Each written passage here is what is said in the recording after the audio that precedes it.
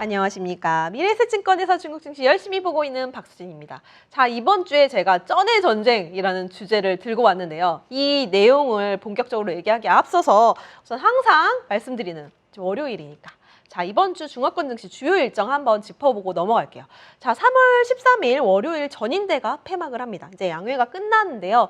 리창 신임 총리의 기자회견을 앞두고 있어요. 아마 이거 제 보이는 차이나를 지금 보고 계실 때쯤에는 리창 신임 총리 기자회견이 끝났을 거고 아마 관련된 뉴스들이 좀 많이 나올 건데요. 사실 얼마나 압박스럽겠어요. 지금 리커창 총리가 그전에 너무 잘 해놨기 때문에 지금 뭘 해도 비교가 되거나 할 텐데 또는 기대감이 클 텐데 지금 어쨌든 신임 총리의 기자회견을 지켜보실 필요가 있다. 이거는 뭐 국내 뉴스로라도 꼭 체크해 보셔야 되는 부분이고요. 3월 15일 수요일에는 1월에서 2월 같이 나옵니다. 1, 2월 지표가 같이 나오고요. 실물 경제 지표 발표 예정입니다. 소매 판매가 굉장히 많이 둔화된 상황이었는데 작년 12월까지는요. 그래서 이것들이 어떻게 좀 반등이 나올 수 있을지 또 그 외에 고정자산 투자, 산업생산 실업률 같은 중국의 실물 경제 지표 꼭 확인하셔야 되고요. 3월 16일 바이두 어니봇이 공개가 됩니다.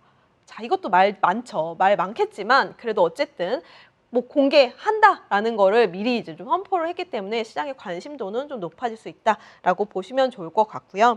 쩐의 전쟁이 일어났어요. 자, 전기차 쪽 이제 전기차 산업에서 가격 할인 전쟁이 일어난 건데요. 어떤 스토리였는지 제가 간략하게 설명을 해드리면 원래 올해 초에 테슬라 말 가격 인하가 이미 시작이 됐습니다.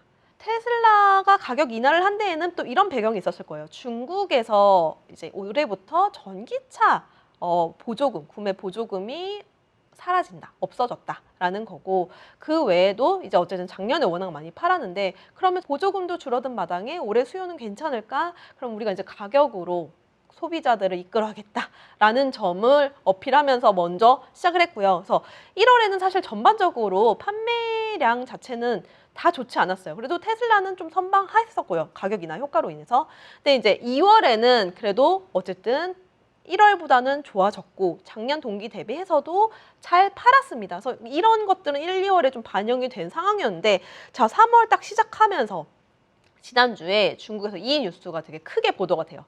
후베이성이라는 지역 정부와 동펑자동차가 결합해서 모델별로 최대 9만 위안의 할인 행사를 진행한다라고 한 거죠.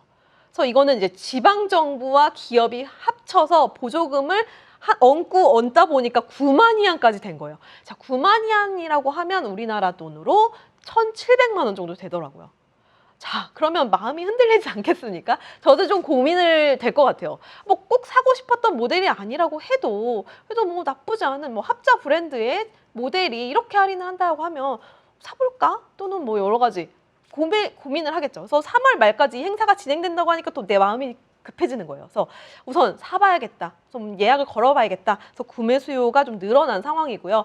또 이렇게 크게 행사가 나왔고 앞에 테슬라도 먼저 가격 인하를 시작했고 지금 판매량이 좋아지고는 있지만 아직까지는 불확실성이 많이 남은 시장이기 때문에 그 외에 이제 비아디나 상하이 자동차, BMW 같은 굵직한 브랜드들도 30여 개 브랜드가 이미 가격 할인 정책을 시작을 했다라는 점입니다. 근데 거기에 얹고 얹어서 난리가 났어요.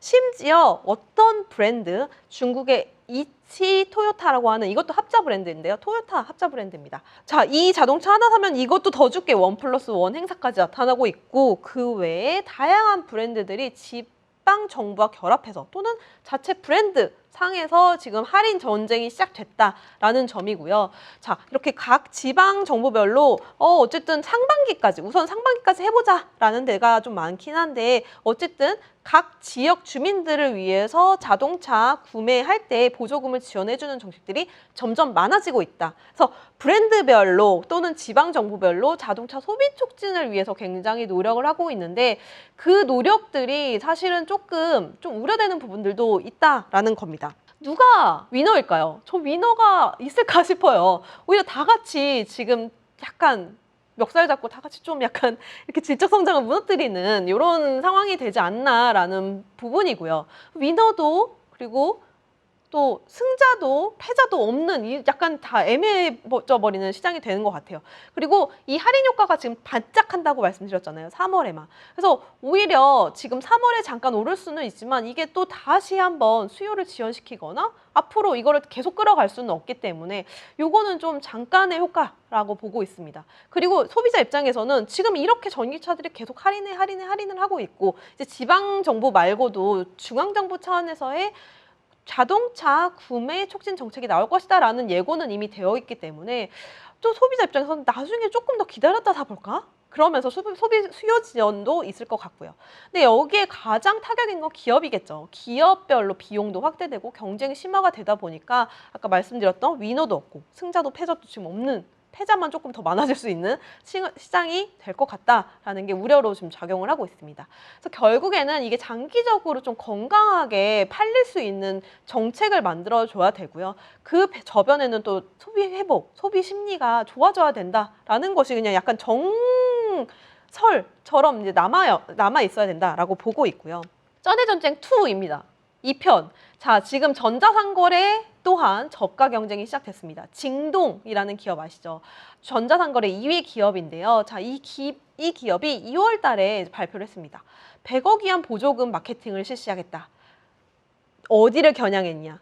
알리바바는 아니고 핀두어두어와 최저가 경쟁을 하겠다. 전면전을 선포를 한 거예요. 3월 8일 맞이해서 여성의 날을 맞이해서 이제 어쨌든 이걸 본격적으로 시행을 했는데 이제 요거 잠깐 뭐 이렇게 잠깐 할 수 있겠지라고 시장에서는 생각을 했는데 실적 발표회에서 징동의 CEO가 이렇게 얘기합니다. 향후 3년간 징동의 전자상거래 사업에서 저가 경쟁이 핵심이야. 우린 저가로 이제 밀어붙일 거야.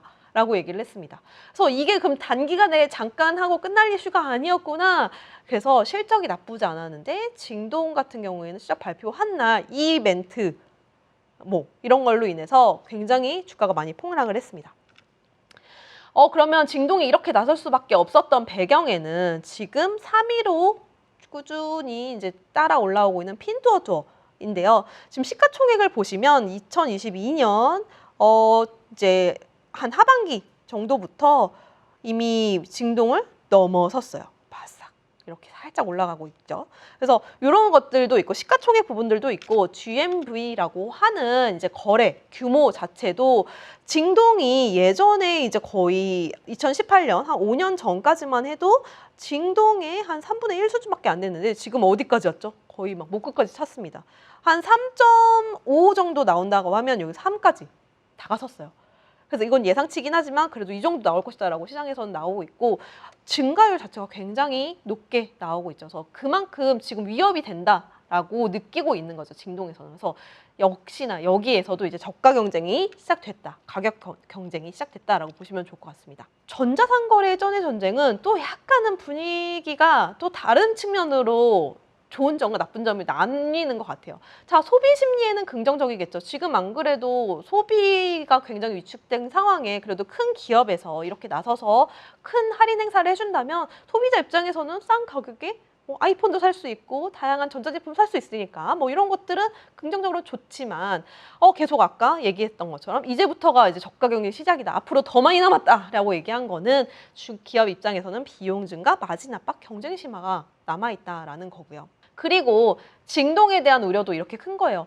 전기차 같은 경우에는 판매가 아직까지 좀 점유율 자체는 많이 한 30% 미만이기 때문에 자동차 시장에서의 전기차 비중은 좀 아직까지는 성장 공간이 있다라고 보는데 전자상거래 시장은 이미 성숙기죠. 포화 상태예요. 그 안에서 그냥 파이만 결국 조금씩 나눠 먹다가 뭐 그 안에서 파이가 더 커지기는 어렵고 조금씩 나눠 먹는 구조만 될 건데 여기서도 승자가 누가 있겠느냐라는 거죠. 그래서 핀두어두어도 마찬가지로 이제 같이 저가 경쟁을 조금 더 심화하려고 노력을 하겠지만 여기서도 또 이제 그들의 경쟁 관계를 한번 좀 지켜보면서 실적에 영향이 없는지 정말 그래서 그만큼 버는 게 더 많은지 이런 것들은 이제 실적을 통해서 계속 확인할 수밖에 없겠다라는 겁니다. 자, 그래서 최근 들어서 이런 지금 저가 경쟁 그리고 정말 할인 정책이 이렇게 적극적으로 나올 때는 기업단에 투자하시는 건 좀 저는 약간 위험한